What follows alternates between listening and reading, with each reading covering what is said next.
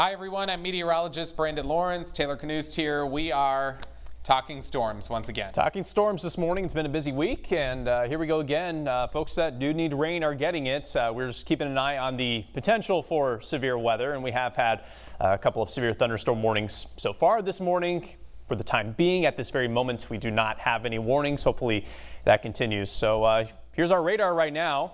And you can see where the reds are is where we have the heaviest rainfall, stretching from just to the west of Fort Dodge down toward Jefferson and approaching Coon Rapids, Guthrie Center, back toward Audubon is where the heaviest of the rain is located, and also probably where we're having some gusty winds as well. We've had a few reports of some strong gusts right up to this point, but nothing too extreme. No, the good news is, we had that severe thunderstorm warning that was issued and it expired at 9 o'clock. The National Weather Service was keeping an eye on that. And then they said, we had winds that are elevated aloft, basically higher up in the atmosphere, probably gusting 40, maybe 50 miles per hour. But because the strongest of the wind isn't making it to the surface, which is a good thing, we don't see that warning extended. But like you said, there is a ton of rainfall here. And I'm going to flip over too and show you the lightning, because that is, what everybody loves talking about is just how much lightning there is.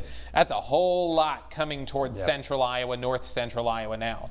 Yep, that's right. So main threats at this point are going to be gusty winds. I would say probably up to 50 miles per hour at this moment. So just below severe threshold, heavy rainfall, lightning, all possible, maybe even some small hail with these storms. But as Brandon mentioned, these storms are what we call elevated. They're above a capping inversion, and that's what's preventing these from going majorly severe. So again, we do not have any severe thunderstorm warnings at this time, but certainly we could see some heavy rainfall head toward some of our more populated cities here within the hour. Perry, it's probably going to be on your doorstep in the next 15 minutes or so, if not sooner than that. Right. Des Moines, maybe by 10 o'clock or so. And it's really this tail end of the line that's going to come through part of the Des Moines metro. So it could be a scenario where not even all of the metro sees the storm activity.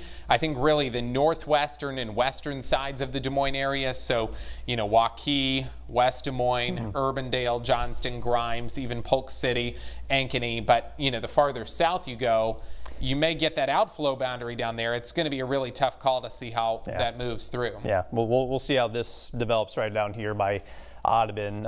It's possible we'll continue to grow upscale down farther south, but that remains to be seen. But this is probably the healthiest part of our storm complex right now. So again, the gusty winds, the heavy rainfall are something we'll be watching for the next couple of hours. So we know that this is round one of storms that are going to move through. So this is just the beginning of it. However, this also could have some implications on how later today develops too. The more rain, the more storms we get. You think it'll work over the atmosphere possibly? Yeah, it's possible. There's actually a pretty strong line of storms up in South Dakota right now that's producing severe winds, and that will be heading toward Iowa this afternoon. The question is, will these morning storms kind of work over the atmosphere, reduce the instability that we would otherwise have available here in Iowa? We've been talking about a severe risk today, and that was really not considering this morning round. It was really for the afternoon and evening potential. And if we zoom out here, we'll get a look at those storms right up there in northeast parts of South Dakota. This is probably going to move into southern Minnesota during the midday, and most models have it tracking to at least northern and possibly eastern Iowa during the afternoon and the evening. The question is, will this kind of ruin the atmosphere that would otherwise be favorable for severe weather? That is certainly possible. We often talk about the more sunshine you have, the better the chances for severe weather later on the day. Well, we have a lot of clouds right now associated with this morning complex of storms. So we'll see what this does. It's possible this will weaken and fizzle out as we approach noontime. But the longer it sticks around, the better our chances for not seeing severe weather later on today. And of course, like Taylor said, if it dies out and moves out of the way and we do get some sunshine back in, that can also help fuel the atmosphere again, which is possible this afternoon. And so if that happens, we could see that line strengthening a little bit as it comes through. Personally, I'd love to see this morning complex kind of ruin the threat later on today, because I know a lot of people are a little bit concerned. You and I have had a bunch of people asking, is this reminiscent of a day we had last August? And I think you and I want to put to rest some of the fears of, yes, these are strong storms, but the likelihood of seeing that again. Yeah, at first glance, it does look similar to last year's derecho, location-wise, timing-wise. But the environment ahead of this line right here is not the same as what it was last August. So the odds of a major wind event are pretty darn low with this morning round and even with the afternoon round. I'd say it's pretty unlikely at this point. So don't need to be too concerned. Do take the warning seriously if you are issued a severe thunderstorm warning, but we're probably just going to see upwards of 60-mile-per-hour winds with anything we see this morning. So this is kind of the timing of it right now. So this model, and let me preface this by saying models over the last couple of days have been not great. Garbage, to say the least, because they already don't handle convection well during the summer months. But then with this, we've had so many different outflow boundaries, different fronts, different shortwave pieces of energy working together. So it's been a really challenging forecast. And this complex of storms, most of the models didn't even pick up on it all. This model has done a decent job with it. So I think as we go through the morning, we'll see if we can advance that here. This would be about 11 a.m. when it could arrive through parts of the Des Moines metro. This shows it falling apart a little bit. Now, this could still bring some strong rain, gusty winds, lightning, but if that continues, falls apart along I-35, this has a lot of cloud cover through the afternoon, so that is really going to help determine what happens too. But this is what we watch for. 5 p.m. Do we start to see storms that develop over northern Iowa? Does it form this line that has kind of a bowing segment with strong gusty winds on it moving through the northeastern and north central parts of the state and then dive south?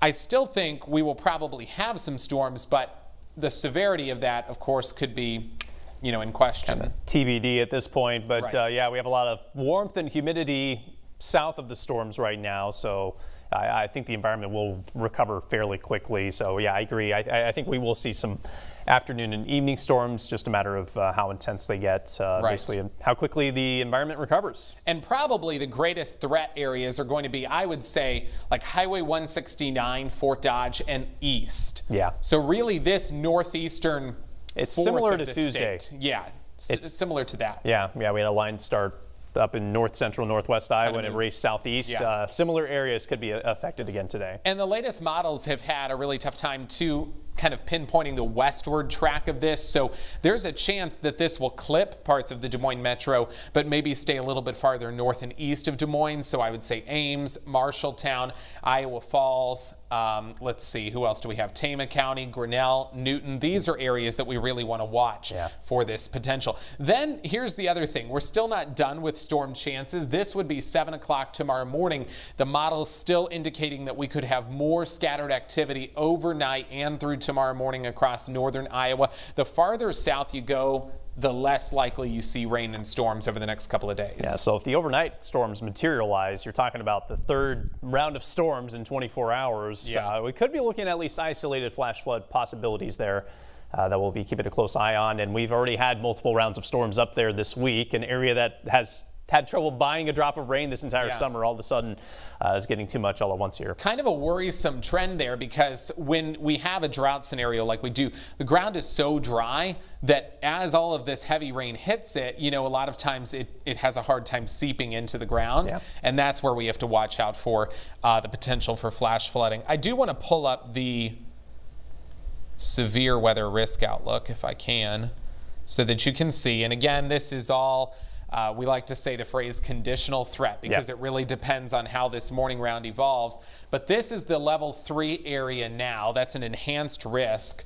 And it does extend all the way down to essentially Highway 30, includes Fort Dodge, Webster City, Iowa Falls, Humboldt, Algona, even Ames. I don't like to get caught up in exactly where these blobs are, but the farther north you go, the higher the threat.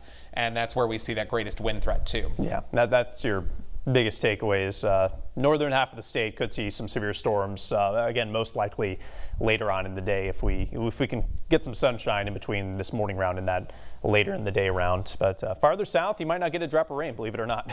Yeah, I do want to tell you that often people ask, well, what about tornadoes? What about hail? We could see both of those in theory if we get the right setup. However, they're just lower risks. They're really, the primary thing here is wind. Flash flooding, like you said, also kind of a concern. The other thing that, I struggled with this morning, I know you probably struggled with last night, is I can't show a model in good faith with rain totals because they don't know. I mean, we know that the northern part of the state could see 2 inches or more in some cases. I would not be surprised to see somebody pick up 3 inches of rain over the course of the next 24 to 36 hours. Where exactly that's going to be? Anybody's guess. Yeah. So what I showed this morning, if I can go in and find it, is I basically, because I think this is probably the better way to do it, I took off the numbers because the models can't handle this well. I feel like these purple and blue areas are a little too extreme. But at this rate, a lot of them show that. I think if you are in this northern part of the state, you'll have the greatest potential to see heavy rain, which is a good thing as long as we don't have flooding.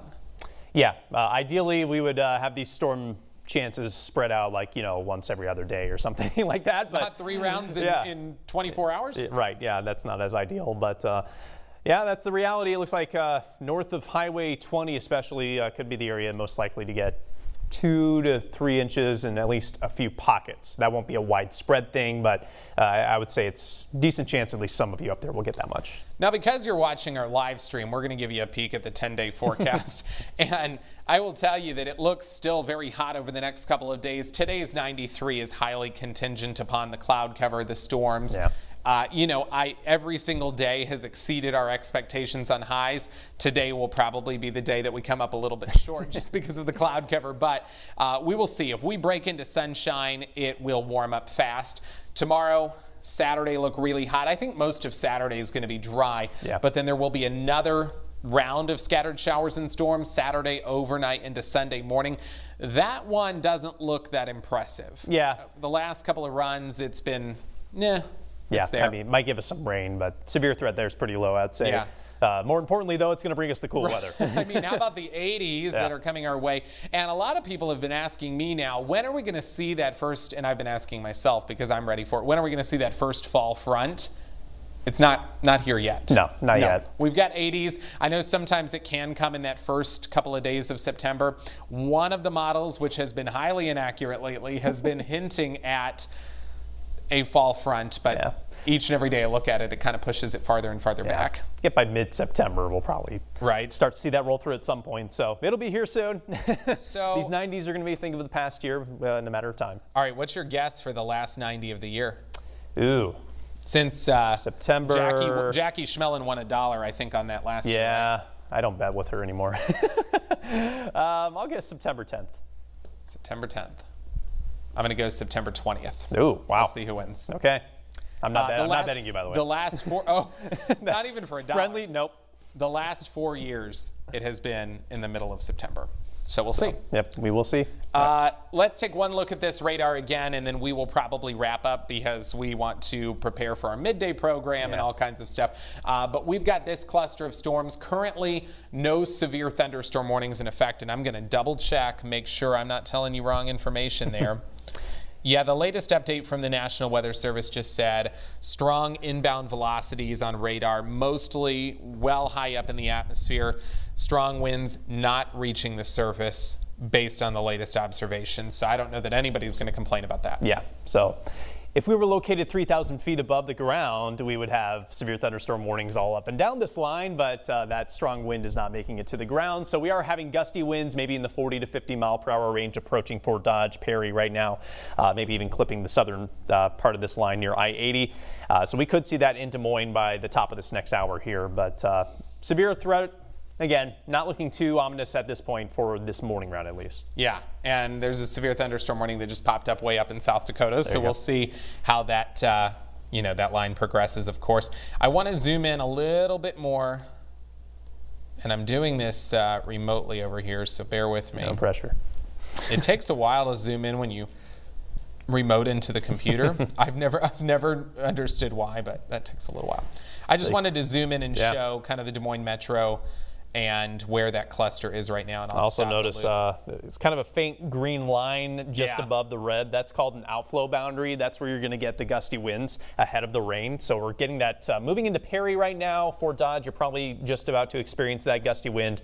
The rain will follow probably a few minutes behind the initial gust. So Ogden, Redfield, Adel, probably not far off from that either. Yep. Adair is probably getting that on the southern edge of this. So here's the Des Moines Metro, and this is that cluster of storms. So through the next, like you said, at the top of the hour, probably between 10 and about 11:30, it's moving really quick. At last check, it was moving east at 45 miles per hour. So we are likely going to see some rain, some thunder and lightning in the Des Moines Metro. It'll probably be fairly short-lived. It's going to last longer up across the northern part of the state. But if you're in Ames, if you're in Boone, even up to Webster City, this is still coming your way. Yeah. Not severe. But rain. Good old-fashioned rainfall. Good old-fashioned thunderstorm. So, All right. Should we wrap up? yeah. Stay weather aware as we go through the day. Be sure, if you haven't done so before, download our free We Are Iowa app. It is a great tool. You can see our forecasts updated all through the day. You can get the interactive radar there and see when the storms are going to hit your area. And can set up alerts to let you know when there's a warning for your location as well. Taylor will be live at 11 a.m. on our midday program, so you can see the latest update there. In the meantime, see our app, see our website, weareiowa.com, and